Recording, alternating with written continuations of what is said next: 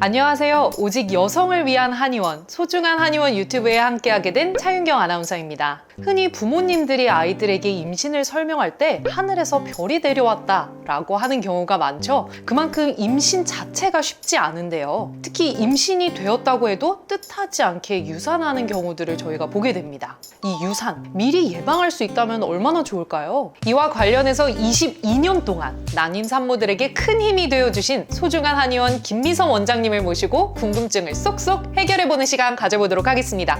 안녕하세요, 원장님. 네, 안녕하세요. 원장님, 주변을 보면 요새 임신하는 것 자체가 일단 쉽지가 않고 임신을 어렵게 했다고 하더라도 유산을 겪게 되는 경우들이 참 많은 것 같아요. 이때 산모분들이 참 힘든 시간을 보내게 되는데요. 이 유산을 하는 원인이 혹시 있을까요? 네, 유산은 너무도 힘든 일입니다. 유산은 국민건강보험공단의 보고에 따르면 16년도부터 20년까지 5년간 임신한 산모 4명 중 1명꼴로 일어나는 안타깝지만 자주 일어나는 일입니다. 자연유산의 80%는 임신 12주 이전에 일어나고 그 원인을 DNA가 가장 큰 원인일 것이라고 보고되고 있습니다. 하지만 또 다른 연구에서는 유산의 원인 중 DNA 문제가 10% 안팎밖에 차지하지 않는다라는 연구도 있는데요. 이만큼 명확한 유산의 원인이 밝혀진 것은 아닙니다. 고령 임신일 때 유산율이 증가하는 것은 분명해 보입니다.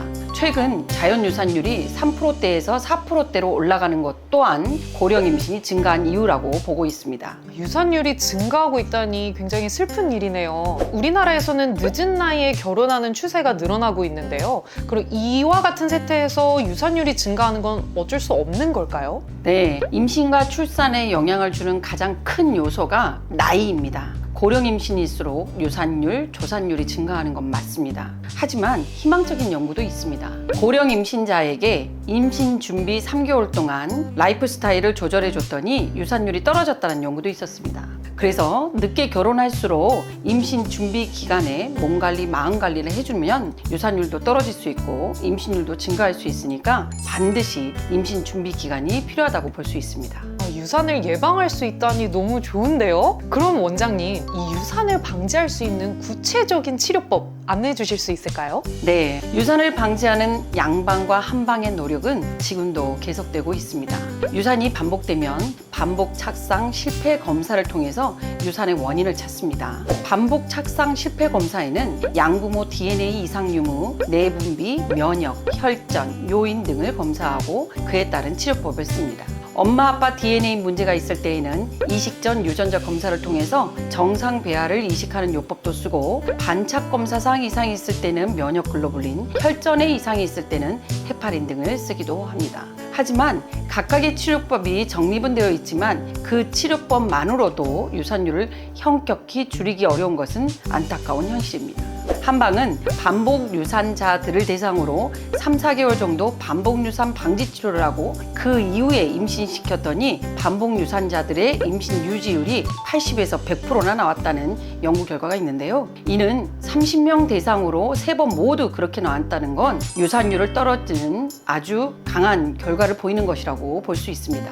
이식 전에 유전자 검사를 하고 나서 배아를 이식하는 방법, 언뜻 들어도 굉장히 좋은 방법처럼 들리는데요. 네. 그렇다면 이 방법을 통해서 어쩌면 획기적으로 유산율을 떨어뜨릴 수도 있을 것 같은데요. 네. 혹시 어떤가요, 원장님? 착상 전 유전자 검사는 90년대에 처음 도입되면서 굉장히 큰 관심을 일으켰습니다. 수정란을 5일 정도 배양시킨 후 분열된 배아로부터 하나의 세포를 떼내 염색체를 분석해서 정상인 배아를 이식하는 것을 이식 전 유전자 검사라고 합니다. 그러니까 굉장히 우리가 생각할 때는 획기적인 요법이라고 볼 수 있죠. 물론 이 요법으로 좋은 효과가 났다는 연구도 있었지만 2007년 고령 난임 환자들 대상으로 PGT 요법을 했더니 오히려 임신율이 낮아졌다는 연구가 있었으면서 학계에서 이게 필요하냐 안 하냐 논의가 시작됐습니다. 그런데 2008년에 미국 생식의학회 보고서에서는 이식 전 유전자 검사는 반복 유산 환자에게서 임신 진행률, 생존화 출산율을 증가시키는 증가시키거나 유산율을 감소시키지 못했다라고 결론을 내렸습니다. 2011년에 와서는 원인 불명 반복 유산자에게서 유전자 검사를 한 군과 자연 임신을 한 경우에 생존화 출산율을 비교해 보니까 자연 임신에서 생존화 출산율이 오히려 증가한 것을 볼 수 있었습니다. 2019년에 와서는 125개 병원 215회 비정상 배아 이식을 진행되었지만 106회가 정상 임신뿐만 아니고 유산율이 9.3%밖에 되지 않았습니다. 실험 연구에서도 마찬가지였는데요. 검사 통과되지 않는 비정상 배아를 좀 더 배양하니까 정상이 되기도 하고, 반대로 좋은 배아를 좀 더 지켜봤더니 비정상 배아가 되기도 했습니다. 그래서 여러 가지 이러한 연구 결과를 토대로 2019년 세계 착상전 유전자 진단 학회에서는 아래와 같이 발표하였습니다.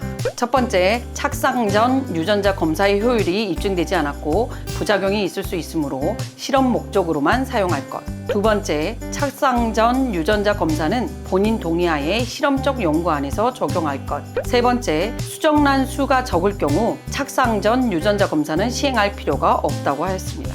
네 번째, 검사한 수정란은 즉각 폐기하지 말고 냉동 공고하였고, 다섯 번째, 착상 전 유전자 검사상 비정상으로 나와도 어느 수정란을 이식할지는 좀 더 진행을 해봐야 한다라고요. 이처럼 유산이 반복되는 반복 유산자에게는 PGT가 이식 전 유전자 검사가 대안이 될 수 있지만, 난자가 여러 개 나오지 않는 난소기능 저하나 조기 폐경의 경우에는 이식 전 유전자 검사를 한다 하더라도 이식할 수 있는 기회가 너무나 줄어들기 때문에 신중하셔야 됩니다.